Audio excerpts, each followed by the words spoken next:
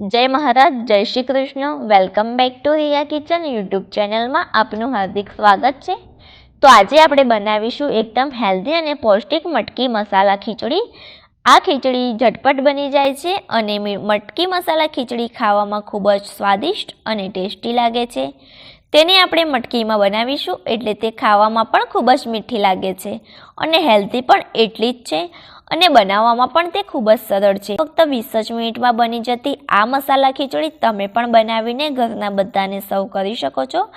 તો ચાલો આજની આ રેસિપી શરૂ કરીએ અને તમને આ રેસિપી પસંદ આવે તો વિડીયોને લાઈક કરજો અને મારી યુટ્યુબ ચેનલને સબસ્ક્રાઈબ ન કરી હોય તો હમણાં જ સબસ્ક્રાઈબ કરી દો અને બાજુમાં રહેલ બેલ બટનને ડબલ ક્લિક કરજો જેથી તમને મારી નવી રેસિપી વિડીયોની નોટિફિકેશન સૌથી પહેલાં મળે. તો ચાલો આ મટકી મસાલા ખીચડીની રેસિપી શરૂ કરીએ.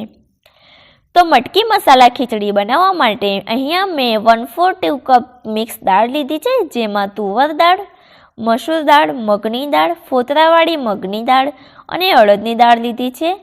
સાથે જ 1 કપ ચોખા લીધા છે. તેને આપણે 2 થી 3 વખત ચોખ્ખા પાણીથી ધોઈ લઈશું. તો દાળ ચોખા સારી રીતે ધોવાઈ ગયા છે. તો હવે તેને અડધા કલાક માટે પલાળીને ઢાંકણ ઢાંકીને રહેવા દઈશું, જેથી દાળ ચોખા સારી રીતે પલળી જાય.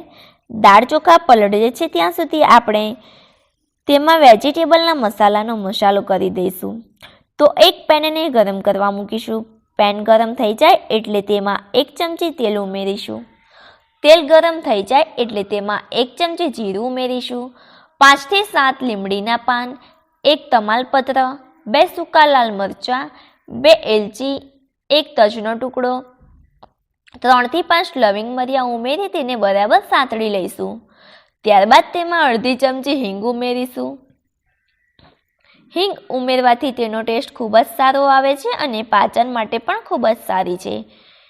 તો 1 ચમચી આદુ લસણની પેસ્ટ ઉમેરીને તેને બરાબર સાંતળી લઈશું. તો તમે જોઈ શકો છો કે લસણ આદુની પેસ્ટ બરાબર સાંતળાઈ ગઈ છે. તો હવે તેમાં 1 ચમચી લીલા મરચાંની પેસ્ટ ઉમેરીશું અને તેને મિક્સ કરી સાંતળીશું.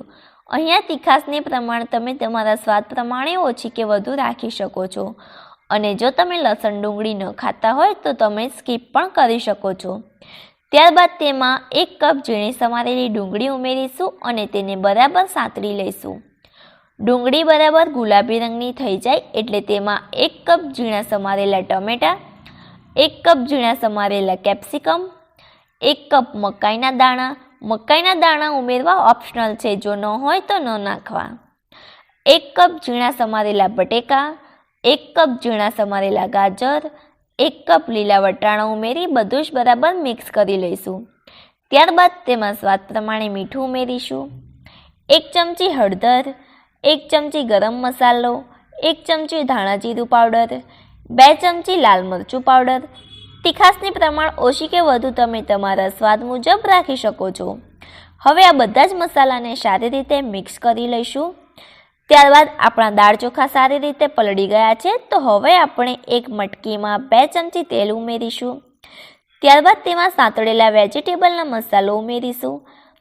પછી તેમાં 3 કપ પલાળેલા દાળ ચોખાને ઉમેરી દઈશું અને ઉપરથી વેજીટેબલનો મસાલો ઉમેરી તેમાં 2 કપ પાણી ઉમેરી મિક્સ કરી દઈશું અને સ્વાદ પ્રમાણે મીઠું પણ એડ કરીશું. હવે તેમાં ઝીણા સમારેલા લીલા ધાણા, લીલું લસણ ઉમેરી 1 ચમચી ઘી નાખીને તેને એલ્યુમિનિયમની ફોઇલની મદદથી કવર કરી દઈશું.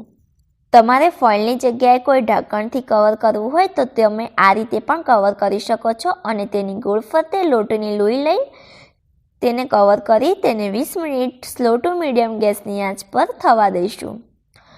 તો 20 મિનિટ પછી તમે જોઈ શકો છો કે આપણા મસાલા ખીચડી બનીને તૈયાર છે. તો તેના ઉપર 1 ચમચી ઘી ઉમેરીશું જેથી તેનો ટેસ્ટ ખૂબ જ સારો લાગશે. આની ઉપરથી કાજુના ટુકડાથી ગાર્નિશ કરીશું. તમારે જો સૂકી દ્રાક્ષ પણ ગાર્નિશ કરવી હોય તો તમે એ પણ ગાર્નિશ કરી શકો છો. તો આપણી ટેસ્ટી, હેલ્ધી અને સ્વાદિષ્ટ મટકી મસાલા ખીચડી ગરમા ગરમ સર્વ કરવા માટે તૈયાર છે. તો આપણે તેને એક સર્વિંગ પ્લેટમાં કાઢી લઈશું અને તેને સર્વ કરીશું. તો જોઈને જ ખાવાનું મન થઈ જાય એવી આ મટકા મસાલા ખીચડી એકવાર ચોક્કસથી ટ્રાય કરજો. આ મસાલા ખીચડીની સાથે તમે છાશ, પાપડ અને ડુંગળી પણ સર્વ કરી શકો છો. તો તમને મારી આજની આ રેસિપી પસંદ આવી હોય તો વિડીયોને લાઇક કરજો, ફ્રેન્ડ્સ ફેમિલીમાં શેર કરજો અને મારી યુટ્યુબ ચેનલને સબસ્ક્રાઈબ કરવાનું બિલકુલ પણ ના ભૂલશો. Thanks for watching my video.